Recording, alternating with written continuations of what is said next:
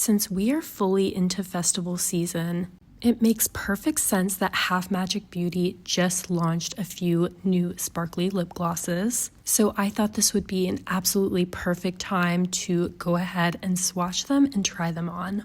If you're not familiar with Half Magic, they are particularly known for sparkly makeup products. And what I find particularly impressive about this formula is how sparkly and eye-catching it is, while still being incredibly comfortable on the lips. It claims to be high cushion, smooth, non-sticky impact with multicolored sparkle. And I would say it's definitely become a fan favorite for a reason. First, we have the shade Frosty Bee. This is described as being an icy peach with multicolored reflex. I would say that on me and my skin tone, this shade looks quite sheer, both in the swatch and when I put it on the lips. I would say this gloss is probably for if you're looking for something a little bit more on the subtle side. Like if you're just looking for something that will make your lips look a little bit more sparkly and shiny. I do feel like a lot of people would find this shade in particular to be a very day-to-day friendly shade. On me, it's sort of a My Lips But Better type of shade. Next, we have Y2K Cherub. This is an absolutely beautiful baby pink shade that has also multicolored sparkles throughout. And I feel like this is one of the fan favorites for sure. Definitely aptly named, giving Y2K vibes. When I do lip swatching videos, I like to show what the glosses look like all on their own. This is quite light on me, so it is one that I prefer to pair with a deeper lip liner, especially a deep, cool-toned brown liner. This is definitely a really unique shade. I think the only other brand that I've seen come out with a gloss that is quite this tone is Kiko Milano. But in case you are curious to see more pink glosses swatched, I just posted a pink gloss video not too long ago. I will link it here in case you're interested. Okay, now we have one of the newer shades. This is called No Blank Fuchsia. Just being careful not to say or write the word just in case. As the name implies, this is a fuchsia gloss. This is a super unique shade. I don't think I have another gloss that looks quite like it. Fenty's Fuchsia Flex is definitely coming to mind, but it's not quite this bright. And this shade from Half Magic has lighter pink sparkles throughout. This is a little bit different than their previous glosses that all have multicolored sparkles throughout them. And I'm going to be honest, I was a little bit nervous about how this was going to look on the lips, but I think it has just the right amount of opacity to really work on me. This is definitely the type of shade that I think works a lot better as a gloss on me and my skin tone than it would as a lipstick. And next we have the shade VHS Vixen. I don't know if this is going to come back and be widely available, but I did want to go ahead and show it and swatch it and compare it. I know there may be a good number of you watching who may own this shade. It was a part of the limited edition Maxine collection. And in comparison to the shade that I just swatched, I think this one has a little bit more red in it, and it has multicolored sparkles throughout. I actually do think that if you already own this shade, you might find the newer fuchsia shade to be a little bit redundant. Like, yes, there are some subtle differences in the tone of the gloss, but you're gonna get an overall pretty similar effect and look on the lips.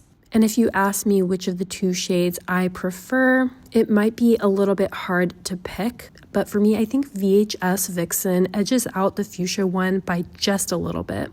Okay, now for the gloss that I have been the most excited about, it's Blushing Lizard. I think this was such a smart move from Half Magic Beauty. So basically what they did is they took their most iconic eyeshadow, Blushing Lizard, and they went and made it into a lip gloss.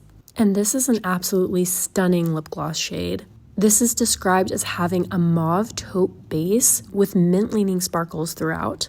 And I can confirm it looks absolutely beautiful both as an eyeshadow and as a lip gloss. I think what I love about it as an eyeshadow is that it has a really wet sheen look on me. And there's just something about these mint reflex in the gloss that really add just a little something special. I personally think this is a shade that's going to work for a lot of different skin tones as well. And I do think that a lot of people will find this, by their definition, to be very day-to-day friendly. And I have a feeling this is going to become my most worn lip gloss from Half Magic. Now, just for the sake of comparison, I thought I would do some side-by-side swatches of the two different formulas of Blushing Lizard. First, of course, we have the eyeshadow. And this shade is also described as having a mauve taupe base, but instead of being described as having mint reflex, it's described as having blue reflex. And when you see them each swatch, I think you can kind of tell that that is the case. But they're both beautiful, and I think that this shade is going to be just as iconic as their eyeshadow. Here's what both shades look like swatched side by side. The lip gloss does have a little bit more depth than the eyeshadow does, and I personally really like that depth on the lips. The next shade that I'm going to swatch is Chaos Prone, which is a deep brown gloss that has multicolored sparkles throughout.